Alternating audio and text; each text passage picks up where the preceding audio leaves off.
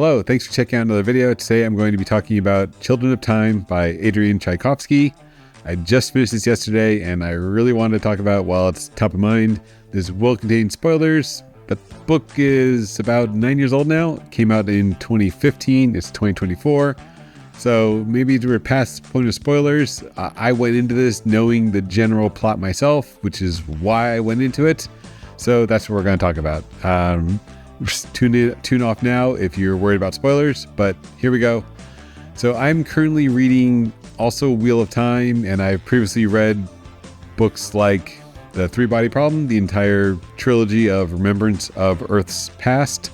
And this novel really kind of hit on some of those themes of both novels that I'm currently reading and had previously read. It was just really amazing, really creative. I see why it won so many awards. I see why it's so highly rated on Goodreads. I'm glad I finally checked it out and got it from Audible. So the plot is a futuristic future journey of humankind as the Earth is lost to war and disease.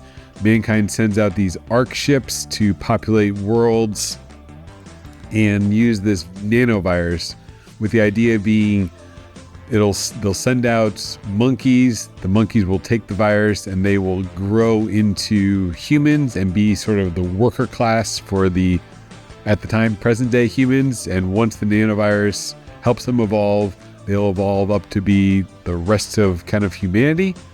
And then humanity goes off to the stars to find the planets and see the results of these experiments with the nanovirus.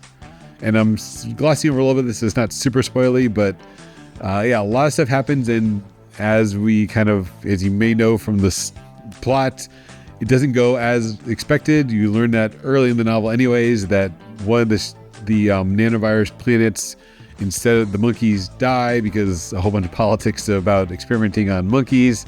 But the nanovirus package still heads to the pre-selected planets that have all the attributes for human life. And instead of, going to the monkeys, which are no longer there, the nanovirus still latches on to life on that planet, which happens to be spiders. So it's really interesting to see how evolution would work through spiders. I've definitely never kind of really thought about spiders or arachnids in this way, but it was really interesting to learn about spider society. And you can really tell that the author has a strong command of zoology and arthropodology, whatever the study of spiders is. Anyway, the story really, really interesting. So kind of like Three-Body Problem, where we get a lot of time jumps. This whole book is time jumps throughout the chapters, every couple chapters. So I really you kept thinking about the name of the novel throughout reading it, and I really love the name. The Children of Time are the children, the humans are the children, the spiders.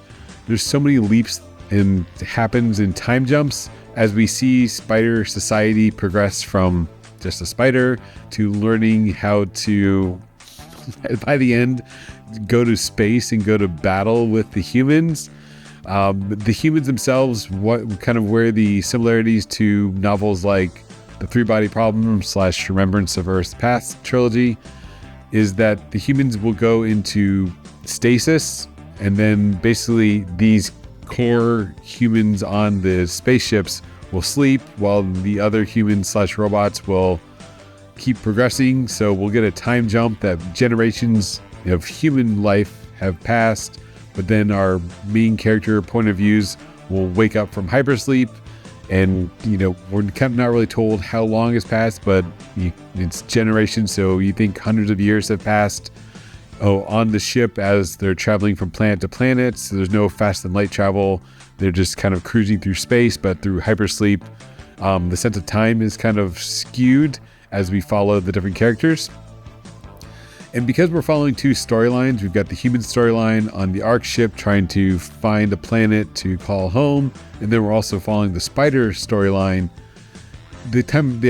I'm glad there was no mention of time itself, because we're kind of given nods that generations of spiders lives pass, but we're not really told how long a spider life is, but we can assume it's short. So, the spiders are reproducing and evolving over probably thousands of generations, while the humans are hypersleeping through hundreds of years.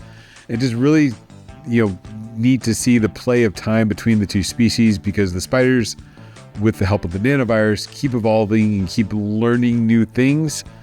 And that's one maybe negative towards the book, is that the first probably half or 2/3 of the novel is really establishing the world, the characters, the ground rules for how the nanovirus is working and how the spiders are evolving. And evolution is very slow at the beginning, but it really ramps up in the last third of the novel.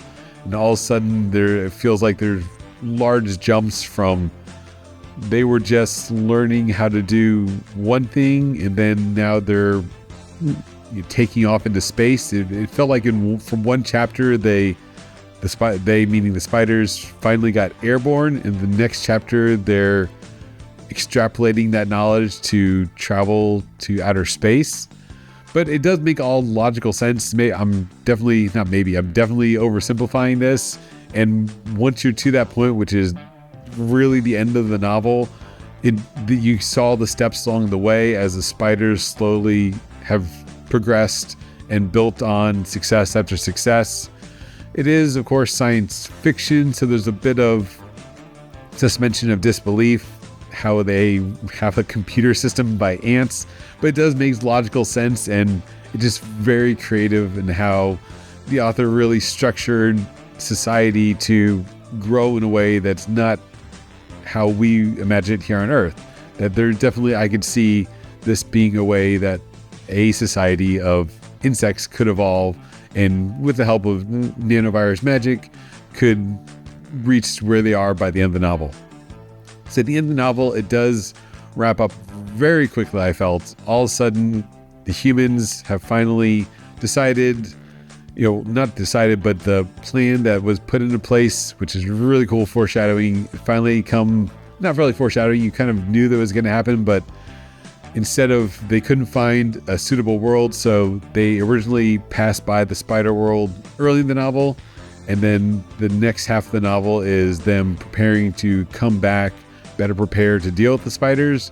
But in those hundreds of years, maybe 1,000 years, the spiders themselves have progressed so much.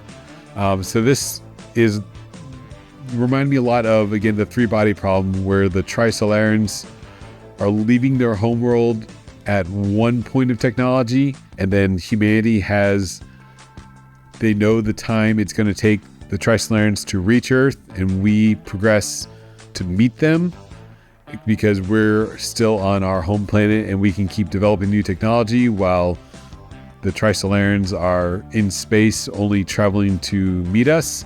So I really kind of felt the parallels to Three-Body Problem in that sense, with humanity being the ones that are on the ship and the spiders the ones able to evolve and keep meeting the threat that they know is coming with humans. But then the ending itself, it does wrap up rather fast when they have the final battle. And again, it does make sense. I really like the logic of kind of the prisoner's dilemma. Does each side welcome the other side, or is it in the best interest of each species to just go guns blazing? And then the battle is really well done. It's kind of the only action outside of the spider action here and there, where the humans battle the spiders, and at the end it does resolve nicely. I could definitely see that it happening that way, the spiders being, for lack of a better word, the bigger person and the more intelligent at this point. Of course, there's a little bit of, we're told that the spiders can only contain X amount of knowledge due to their size, so they do forget things, but then they have this ability to pass on knowledge genetically. But it all makes sense, and they are, by the end, almost the dominant species, but they enter in a partnership with humans.